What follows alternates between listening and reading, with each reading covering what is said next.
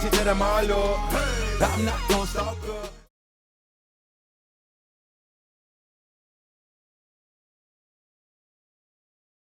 Hey, what's going on, y'all? It's your boy King June, and you are tuned in to the King June podcast.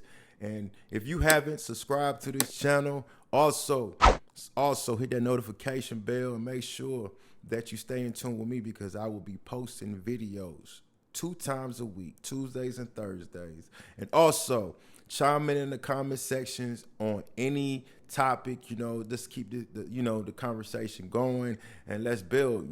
This whole podcast is about networking and pretty much bringing certain interpretations to light. You know what I'm saying? That's my whole point. But anyway, I've had this conversation with numerous guests. If you haven't checked them out, go to the YouTube channel and, pretty much skim through, certain topics, and you will hear this topic that pops up quite often.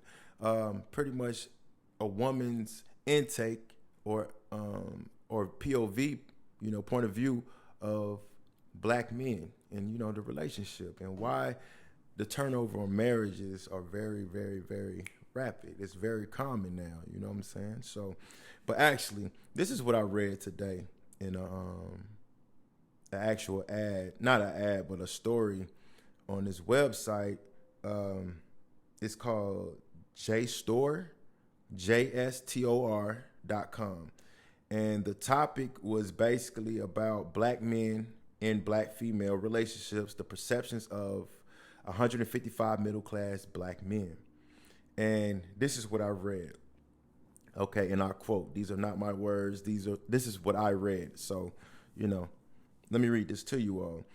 155 middle-class black men were surveyed through questionnaires to obtain data on their perception of key issues related to problems affected by black men and black female relationships. A majority of these men reported that black women had more opportunity than black men, and a large minority felt that black women were in part at least, responsible for the relative low status of black men.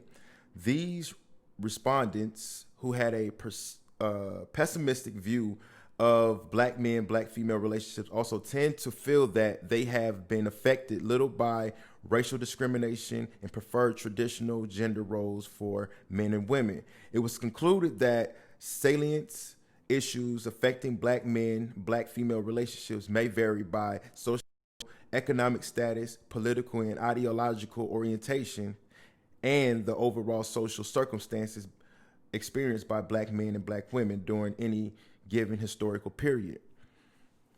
I thought that was very interesting. So this is my intake on it. I also feel like, the roles has been, switched over the course of the past few years. And now I think that men are becoming more vulnerable to certain situations, and it stems all the way back from the household they were brought in.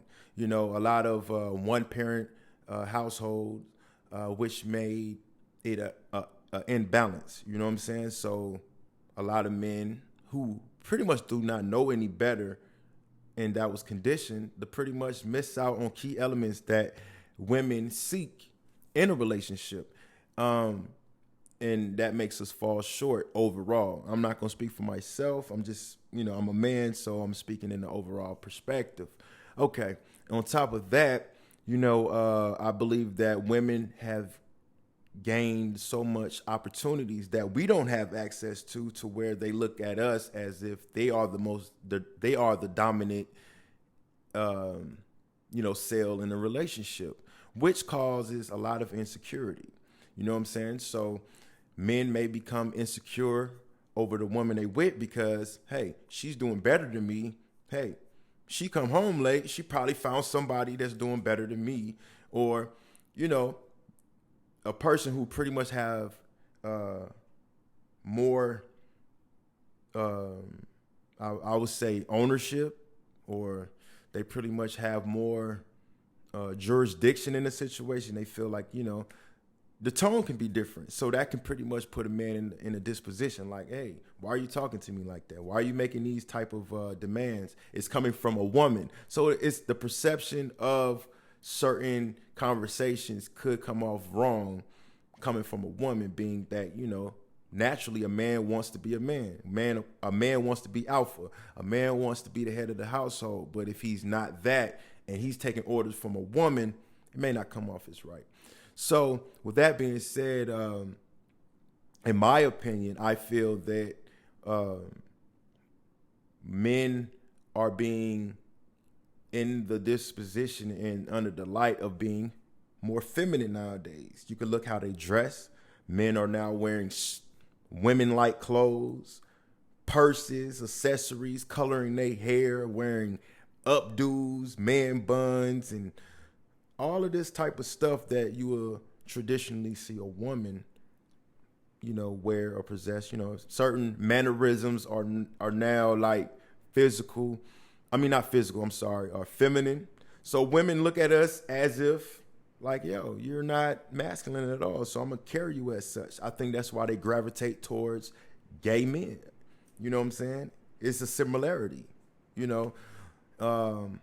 So, and I think that carries over, lingers over to how serious they take us. You know what I'm saying? So in that retrospect, it's kind of an imbalance. We don't feel like we're being treated fairly, and a woman feels like they're lacking that, so they have to do a lot themselves. They got to teach their kids how to be men and women. We're absent out of the picture in most cases. So they have to wear the pants and the heels. You know what I'm saying? So I personally, I try to be as masculine as possible in any situation. I try to be a reflection to any type of child that comes across, my sight. You know what I'm saying? Like, hey, look, he's a man. You know what I'm saying? He's an alpha. He's a builder. He's a hunter. He's all of that good stuff. You know what I'm saying? If I see a child, I make sure I pull my pants up. If I see a woman, I make sure I pull my pants up. If I see an elder person, I make sure I pull my pants up. You know what I'm saying? I don't even have to know these people. I have to show that because I don't want to scar or leave off a mark on somebody's mind. Like, hey, that's what a man is supposed to look like. You know what I'm saying? And certain aspects, I feel that a woman needs to be shown is chivalry.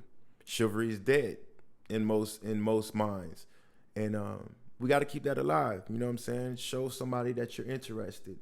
Open the door. There's nothing wrong with opening the door for a woman until the last woman walks through that door. You hold that door for them. You know what I'm saying? If you're out on a date, you know what I'm saying? If you want her, you trying to gain her attention, you trying to win her over, you trying to persuade her that you are a man, hey, that's a sample. Hey, look, I got this. You know what I'm saying? I got the tab. I'm gonna take care of that tab for you. You know what I'm saying? Little stuff like that. And women, don't get it twisted. Y'all have to reciprocate that as well. You know what I'm saying? You got to show a man that you appreciate him as well. You know what I'm saying? If he's doing what he's supposed to do, you know what I'm saying? Don't take it as a sign of weakness, because we are human too. We fall in love just like y'all do.